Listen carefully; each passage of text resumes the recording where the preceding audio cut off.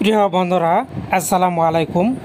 আপনি যদি একজন সরকারি চাকরিজীবী হয়ে থাকেন, তাহলে সরকার কর্তৃক ঘোষিত সরকারি চাকরিজীবীদের সম্পদের আয় ব্যয়ের হিসাব বিবরণী কীভাবে জমা দিবেন, কিভাবে প্রস্তুত করবেন, সেটাই আজকে আপনাদের সাথে শেয়ার করব। তো চলুন শুরু করা যাক। তো বন্ধুরা, লক্ষ্য করুন, এখানে এই যে ফর্মটা আপনাদেরকে কিন্তু পূরণ করতে হবে। প্রথমেই লেখা আছে সম্পদের হিসাব বিবরণী, স্থাবর সম্পদ আপনাকে এখানে দিতে হবে। সরকারি কর্মচারী আচরণ বিধিমালা 1979 এর 13 বিধি। প্রথমেই লিখতে হবে আমি, আপনার নামটা এখানে লিখে দেবেন। পরিচিতি নম্বর, আপনি যদি শিক্ষক হয়ে থাকেন তাহলে শিক্ষক পিন নম্বর যেটাই থাকুক এখানে লিখে দিবেন। এবং সরকারি চাকরিজীবী হিসাবে আপনার যদি আইডি কার্ড থাকে আইডি কার্ডের নাম্বারও লিখতে পারেন। এরপর বন্ধুরা, আপনাকে যেটা করতে হবে, আপনার পদবি লিখতে হবে। চাকরিতে আপনি যোগদান করেছেন কোন সালে, তার তারিখ সহ মাস সহ উল্লেখ করতে হবে। এরপর লিখতে হবে বর্তমান কর্মস্থল, আপনি কোথায় বর্তমানে কর্মরত আছেন সেই কর্মস্থলের নামটা লিখে দিবেন। আপনি যদি সরকারি প্রাথমিক বিদ্যালয় হন তাহলে আপনি আপনার বিদ্যালয়ের নাম লিখবেন। এরপরে লিখবেন এ মর্মে ঘোষণা করছি যে আমার পরিবারের সদস্যগণের নামে চাকরিতে প্রথম যোগদানের তারিখ পর্যন্ত নিম্ন বর্ণিত সম্পত্তির বিদ্যমান আছে। তো প্রথমে এখানে কিছু গড় দেওয়া আছে, লক্ষ্য করুন। সম্পত্তির বিবরণ, সম্পদ অর্জনের তারিখ, যার নামে অর্জিত সম্পদ, সম্পত্তির প্রকৃত ও অবস্থান, সম্পত্তির পরিমাণ, কিভাবে অর্জিত ও অর্জনের তারিখ, মূল্য, ক্রয় হলে অর্থের উৎস এবং মন্তব্য দিতে হবে। এখানে মোট 8টা গড় আছে।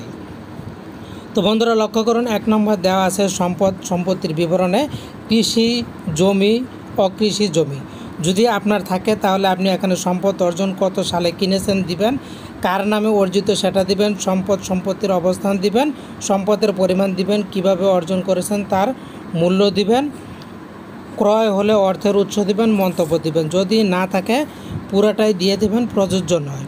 এরপর আপনার নিজের নামে যদি ইমারত থাকে তাহলে ইমারতের তথ্যগুলো এখানে দিবেন, যদি না থাকে তাহলে দিবেন, প্রযোজ্য নয়।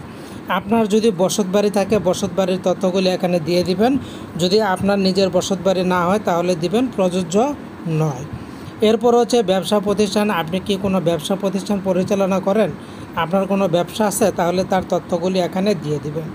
এরপর মোটের ঘরে মোট তথ্যগুলি উল্লেখ করে দিবেন, যেগুলি নাই সেগুলি দিয়ে দিবেন, প্রযোজ্য নয়। এবার দিতে হবে আপনাদেরকে অস্থাবর সম্পত্তির তথ্য। তো বন্ধুরা, এরপরে আপনাদেরকে দিতে হবে অস্থাবর সম্পত্তির তথ্য, সম্পদের হিসাব বিবরণী অস্থাবর। এখানেও অপশন দেওয়া আছে সম্পত্তির বিবরণ, সম্পদ অর্জনের তারিখ, যার নামে অর্জিত সম্পত্তির প্রকৃত ও অবস্থান, সম্পত্তির পরিমাণ, কিভাবে অর্জিত ও অর্জনের তারিখ, মূল্য, ক্রয় হলে অর্থের উৎস এবং মন্তব্য দিতে হবে। তো প্রথমে এখানে দেওয়া আছে অলংকার, আপনার কত ভরি অলংকার আছে তার তথ্য দিবেন এবং তার অর্জনের তারিখ, অর্জিত মোট মূল্য সবগুলি দিবেন। যদি না থাকে তাহলে দিবেন, প্রযোজ্য নয়। স্টকস যদি থাকে তাহলে স্টকের তথ্যগুলি এখানে দিবেন, না থাকলে দিবেন, প্রযোজ্য নয়। এরপরে শেয়ার, আপনার কি কোনো শেয়ার আছে কি না শেয়ারের তথ্যগুলি এখানে দিয়ে দিবেন, যদি না থাকে তাহলে দিবেন, প্রযোজ্য নয়। বিমা, আপনার নামে কোনো জীবন বিমা বা মেয়াদি বিমা আছে কিনা তার তথ্যগুলি এখানে দিয়ে দিবেন। নগদ ব্যাংকের গচ্ছিত অর্থ আছে কিনা, থাকলে কত টাকা আছে তার পরিমাণ, তার তথ্য কিন্তু এখানে দিতে হবে।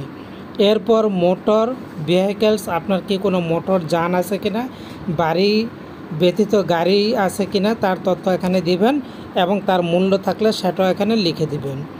এরপরে 7 নাম্বার যে অপশনটা আছে ইলেকট্রনিক জিনিসপত্র, আপনার বাড়িতে কি কি ইলেকট্রনিক জিনিসপত্র আছে, এর মধ্যে রয়েছে computer, television, air cooler, refrigerator, oven ইত্যাদি।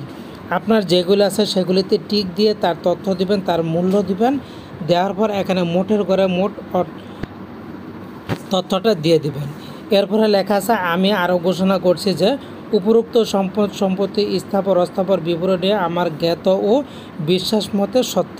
এমন কোনো সম্পত্তি স্থাবর অস্থাবর বিবরণী এই হিসাব বিবরণী হতে গোপন করা হয়নি, যাতে আমার নিজের অথবা আমার পরিবারের সদস্যগণের মাধ্যমে স্বার্থ বিহিত আছে। এরপর যেটা করতে হবে, সর্বশেষ এখানে আপনাকে আপনার স্বাক্ষর দিতে হবে এবং আপনার নাম দিতে হবে। মূলত এভাবে আপনাকে এই দুইটি ফর্ম পূরণ করে জমা দিতে হবে। তো বন্ধুরা, আশা করছি বুঝতে পেরেছেন। আর যদি কোনো জিজ্ঞাসা থাকে তাহলে কমেন্ট বক্সে লিখতে পারেন। ভালো থাকুন, ধন্যবাদ।